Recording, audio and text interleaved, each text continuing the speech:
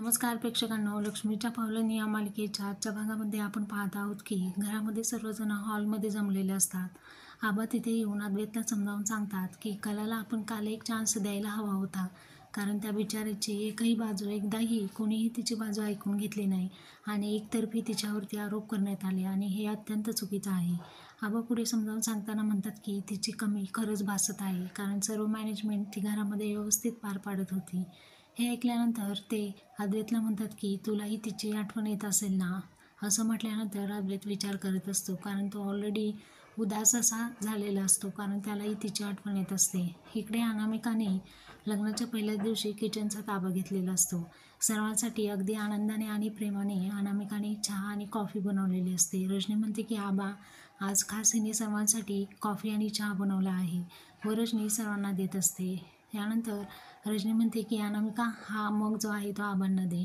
तिने सांगितल्या पद्धतीने अनामिका आबांना दिलेला असतो. इकडे रोहिणी राहुलला म्हणते की तुला माहिती आहे ना कोणतं काम करायचं आहे ते. अद्वैतचे मेडिसिन यांनी बदलून त्याला आता वेगळ्याच स्लो पॉयझन देणारं असतं. त्याबद्दल या दोघांचं डिस्कशन इकडे सुरू असतं. अद्वैत बिचारा अगदी शांतपणे तिथे बसलेला असतो आणि त्यालाही कला गेलेलं वाईट वाटत असतं. यानंतर रजनी म्हणते की अनामिका, हा मग अद्वैतला दे. त्यानंतर अनामिका म्हणते, अद्वैत दादा, असं म्हणून तो मग कॉफीचा मग तिने अद्वैतला दिलेला असतो. अद्वैतने एक सिप घेतल्यानंतर तो मग खाली ठेवतो, कारण या सिच्युएशनमध्ये राहुलने त्याला इंटरेक्ट केलेलं असतं. रोहिणी म्हणते की अगं अनामिका, चहा तर खूप छान बनवला आहे, परंतु यामध्ये तू साखरच टाकली नाही आहे. आबा म्हणतात, हो खूप मस्त चहा बनवलेला आहे, अगदी फक्कट चहा बनवला आहे, मला जसा लागतो तसा. असं म्हणून आबांनी अनामिकाचं कौतुक केलेलं असतं. रजनीला देखील फार आनंद होत असतो आणि त्या दोघी देखील एकमेकींना चेअरअप करून हसत असतात. रोहिणी म्हणते, अगं अनामिका, चहा तर खूप छान तू बनवला आहे अगं, परंतु यामध्ये तू साखरच टाकली नाही आहे, साखर घेऊन ये बरं, असं रोहिणी म्हणत असते.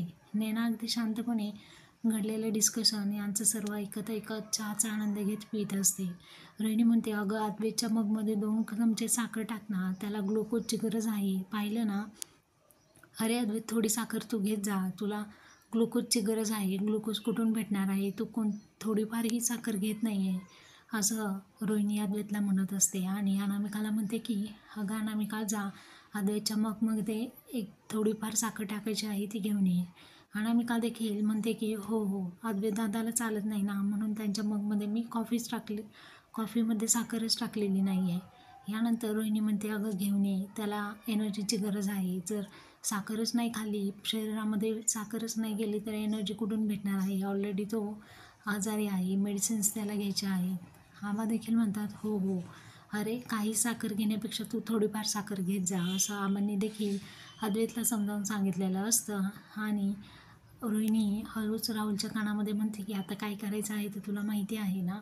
अनामिकाने साखर तिथे आणून टेबलावरती ठेवलेली असते. तोपर्यंत राहुल हळूच त्याच्या खिशामधले औषधांची बाटली काढतो आणि त्यामधील ज्या स्लो पॉयझनच्या गोळ्या असतात त्याने हातामध्ये घेऊन ठेवलेल्या असतात. इतक्यात अनामिकाने डायनिंग टेबलवरती साखर आणून ठेवलेली असते. रोहिणी सर्वांकडे पाहत असते आणि अंदाज घेत राहुल अद्वैतला इंटरॅक्ट करतो आणि म्हणतो की अरे राहुल दादा, त्या ह्यांचा नंबर आहे का तुझ्याकडे, कारण मला 3-4 वेळा फोन येत आहेत. असं म्हणून अद्वैतला फोन शोधण्यासाठी लावून त्याने अद्वैतच्या मगमध्ये हातामध्ये घेतलेल्या 4-5 गोळ्या, म्हणजेच त्या स्लो पॉयझनच्या गोळ्या त्याने टाकलेल्या असतात आणि त्याबरोबर असं बहाणा करतो की मी कॉफीमध्ये साखरच मिक्स करत आहे. आणि त्याने त्या गोळ्या टाकून पूर्णपणे ढवळून घेतलेल्या असतात, जेणेकरून मिक्स व्हाव्या आणि कुणालाही समजू नये. आणि ती कॉफी त्याने अद्वैतला दिलेली असते. अद्वैतला या गोष्टीची कोणतीही कल्पना नसते.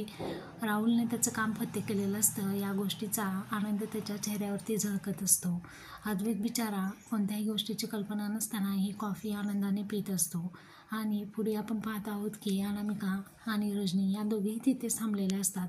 आबा म्हणतात, आता चला आवरा पटपट, आज आपल्या घरामध्ये या दोघांची पहिली पूजा आहे, तयारीला लागा, आवरून तयार व्हा. आणि अनामिका, जाग, तू सोहमला देखील उठव झोपेतून आणि आवरून छानपैकी खाली तयार होऊन या, असं आबा सर्वांना सांगत असतात.